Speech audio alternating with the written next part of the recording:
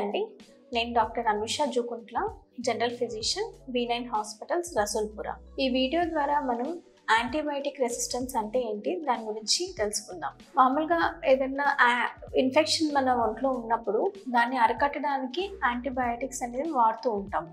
So ఈ antibiotic resistance అంటే ఏంటంటే మనం అవసరానికి మించి కానీ అవసరం లేకుండా ఎక్కువగా యాంటీబయాటిక్స్ వాడడం వల్ల దానివల్ల బ్యాక్టీరియాలో జరిగే జన్యుపరమైన చేంజెస్ జరిగి యాంటీబయాటిక్స్ దానిపైన ప్రభావం చూపించలేకపోవడంనే మనం యాంటీబయాటిక్ రెసిస్టెన్స్గా పరిగణిస్తాం అన్నమాట.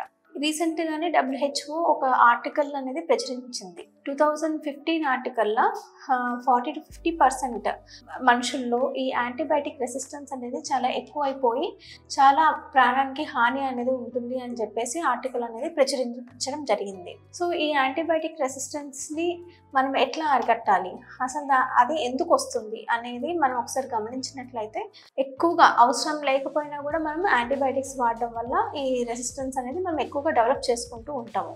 ఇప్పుడు మోస్ట్లీ ఈ సీజన్స్లో వచ్చేవి ఫీవర్స్ అనేవి మోస్ట్లీ వైరల్ ఫీవర్స్ అండి. 70 to 80% వైరల్ ఫీవర్స్ బారిన మనం పడుతున్నాం అనమాట. సో ఈ వైరల్ ఫీవర్స్కి ఏంటంటే ఎటువంటి యాంటీబయాటిక్ తోటి సంబంధం అనేది లేదు. సో ఇవి ఎట్లా తగ్గుతాయి అంటే ఇంట్లో మనం తీసుకునే కొన్ని జాగ్రత్తలు, హైడ్రేషన్, మంచి ఫుడ్ తీసుకోవడం వల్ల వైరల్ ఫీవర్స్ వాటంతట అవే తగ్గుముఖం పట్టే అవకాశం అయితే ఉంది. సో ఇది ఏంటంటే ఇప్పుడు ఏం చేస్తున్నారు అంటే ఫీవర్ వచ్చిన వెంటనే మనం ఏదైనా మెడికల్ షాప్కి వెళ్ళడం కానీ, లేదు అంటే కోవిడ్ వచ్చిన తర్వాత మన ఇంట్లోనే చాలా ఎజిథ్రోమైసిన్ అని చెప్పేసి, సెఫిక్సిమ్ అని చెప్పేసి ఇలా చాలా యాంటీబయాటిక్స్ ఇంట్లోనే పెట్టుకుంటున్నాం. అంటే ఫీవర్ వచ్చిన వెంటనే అవి యూస్ చేయడం మొదలు పెట్టేస్తున్నాం అనమాట.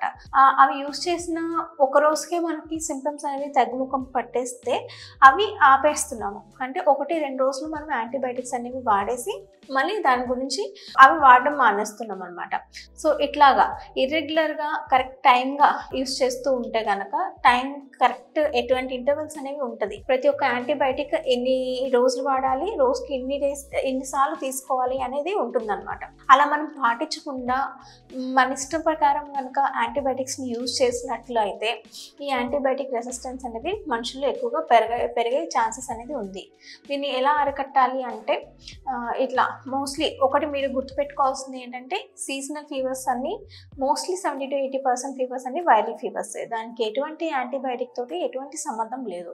యాంటీబయాటిక్స్ ఇచ్చినా ఇవ్వకపోయినా అవి 5 నుంచి 7 రోజుల్లో వెంటనే తగ్గిపోయే ఫీవర్స్ కానీ వస్తున్నాయి అన్నమాట. సో ఒకవేళ 5 to 7 డేస్లో కనుక ఫీవర్ అనేది తగ్గుముఖం పట్టట్లేదు అంటే అప్పుడు వెంటనే మనం రిజిస్టర్డ్ మెడికల్ ప్రాక్టీషనర్ అంటే డాక్టర్ గారిని సంప్రదించి ఏ యాంటీబయాటిక్ వాడితే మంచిది, అది రోజుకి ఎన్నిసార్లు తీసుకోవాలి, ఎన్ని రోజులు తీసుకోవాలి అని కరెక్ట్గా ఒక పద్ధతి ప్రకారం మనం యాంటీబయాటిక్స్ని వాడటం వల్ల ఈ యాంటీబయాటిక్ రెసిస్టెన్స్ అనేది మనకి రాకుండా ఉంటుంది.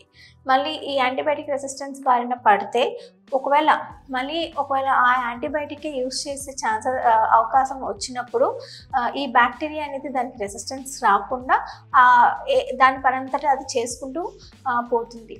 సో ఈ వీడియో ద్వారా మీకు రెసిస్టెన్స్ని మనం ఎట్లా అరికట్టాలో అర్థమైందని అనుకుంటున్నాను. Thank you.